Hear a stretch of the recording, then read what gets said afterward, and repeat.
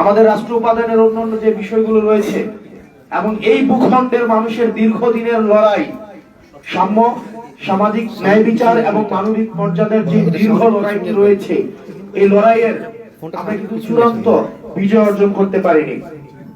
আপনারা জানেন যে এই ভূখণ্ডের মানুষ 1947 সালের পাকিস্তান আন্দোলন, 1971-এর মহান মুক্তিযুদ্ধ, 1990-এর অভ্যুত্থানের মধ্য দিয়ে সব সময় একটি জুলুম ও শোষণহীন সমাজ ব্যবস্থার, রাষ্ট্র ব্যবস্থার আকাঙ্ক্ষা বারবার মানুষ ব্যক্ত করেছে।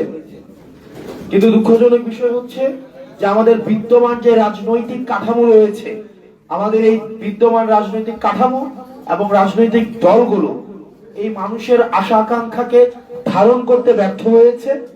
একই সাথে সাথে মানুষের এই আশা আকাঙ্ক্ষাকে, গণমানুষের আশা আকাঙ্ক্ষাকে বাস্তবে রূপ দিতে ব্যর্থ হয়েছে আমাদের বিদ্যমান রাজনৈতিক দল এবং রাজনৈতিক কাঠামো। একই সাথে সাথে আমাদের এই যে তরুণ প্রজন্মের ভাষা, মনস্তত্ত্ব, রাজনৈতিক বোঝাপড়া, আমাদের বিশ্ব বাস্তবতার বোঝাপড়া তরুণ প্রজন্মকে আমাদের এই বিদ্যমান রাজনৈতিক দল এবং রাজনৈতিক বাস্তবতা, রাজনৈতিক কাঠামো ধারণ করতে ব্যর্থ হয়েছে। তো সেই জায়গা থেকে আমাদের যে অভ্যুত্থানের শক্তি, ছাত্র তরুণরা অভ্যুত্থানের মধ্য দিয়ে সৃষ্টি হওয়া এই যে ক্রমশ যেই আমাদের এই ভূখণ্ডের মানুষের আশা আকাঙ্ক্ষা এবং নতুন করে 24 পরবর্তীতে মানুষের যে আশা আকাঙ্ক্ষা তৈরি হয়েছে, ফেসিবাদ উত্তর বাংলাদেশ, যেখানে সাম্য, সামাজিক ন্যায় বিচার এবং মানবিক মর্যাদাকে প্রাধান্য রেখে আমাদের যে নতুন রাষ্ট্রকল্প মানুষ চিন্তা করছে এখন, সেটিকে ধারণ করে বাংলাদেশের ফেসিবাদ বিরোধী জনতাকে সাথে নিয়ে আমরা একটি রাজনৈতিক দল গঠনের উদ্যোগ নিয়েছি। অতীতের মতো নয় যে আমরা একটি ধারণ করা আদর্শ আমরা নিজেদের ধারণ করা রাজনৈতিক কাঠামো মানুষের উপরে চাপিয়ে দিব, বরং আমরা মানুষের মতামত নিয়ে, আপনারা যদি গণ অভ্যুত্থানের পর্বটি দেখেন,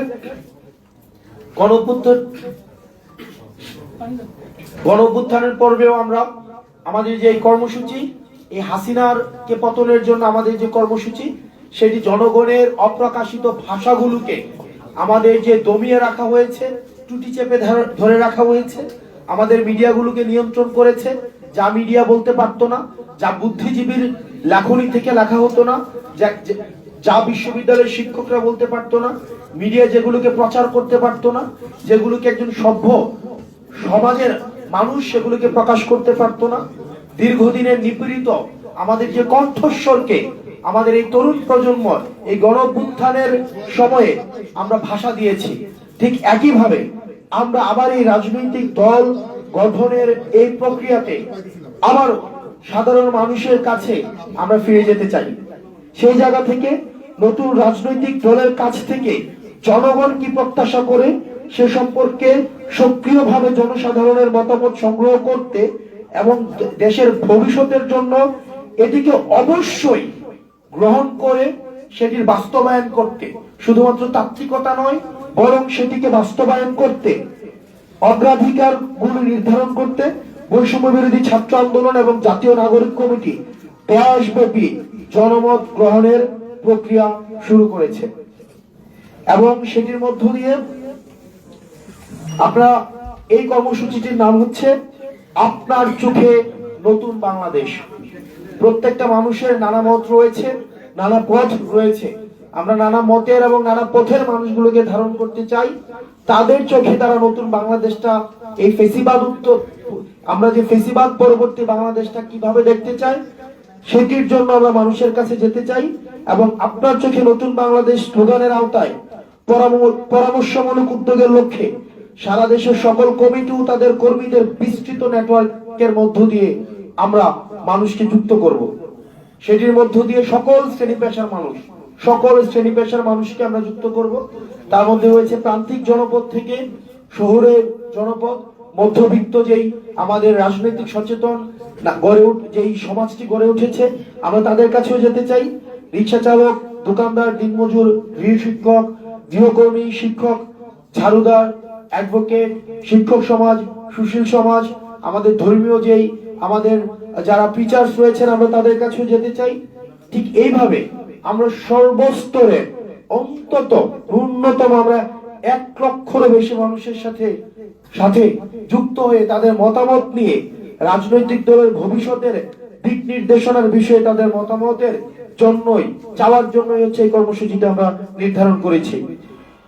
নতুন দলটি শুধুমাত্র কিছু মানুষের জন্য না হয়ে যায়, এটা যেন এলিট না হয়ে যায়, এটা যেন নির্দিষ্ট এলাকার না হয়ে যায়, নির্দিষ্ট বংশের না হয়ে যায়, নির্দিষ্ট একটি পকেটের ভুক্ত না হয়ে যায়, নির্দিষ্ট শুধুমাত্র একটা কর্মীদের না হয়ে যায়, আদর্শের না হয়ে যায়, বরং এটি যেন সমাজের সকল স্তরের মানুষের কণ্ঠস্বর হয়ে সেটির জন্য আমরা প্রতিশ্রুতিবদ্ধ। এবং যারা বিদ্যমান রাজনৈতিক ব্যবস্থা থেকে যারা নিজেদেরকে মনে করছে তারা বাদ পড়েছে, তারা এক্সক্লুডেড ফিল করছে, আমরা তাদেরকেও প্রতিনিধিত্ব করতে চাই। আমরা সকল নাগরিকের কথা শোনার মধ্য দিয়ে একটি নতুন রাজনৈতিক সংস্কৃতি গড়ে তোলার আকাঙ্ক্ষা ধারণ করি। আমাদের মূল লক্ষ্য হচ্ছে অন্তত 1 লক্ষেরও বেশি মতামত সংগ্রহ করা, নতুন দলের জন্য নাম এবং প্রতীক প্রস্তাব দেওয়ার জন্য জনগণকে আমন্ত্রণ জানানো হয়েছে আমাদের এই কর্মসূচিতে।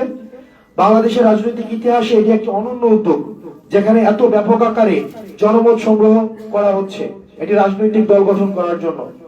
বৈষম্যবিরোধী ছাত্র আন্দোলন ও জাতীয় নাগরিক কমিটি উভয়ই জুলাই বিপ্লবের চেতনা রক্ষার জন্য স্বতন্ত্র রাজনৈতিক প্ল্যাটফর্ম হিসেবে অব্যাহত থাকবে।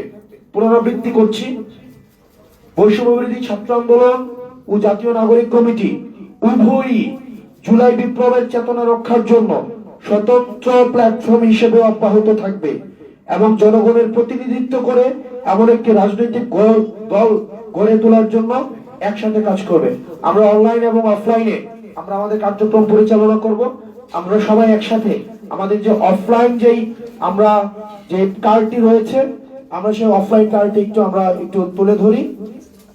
অফলাইন কার্ডটি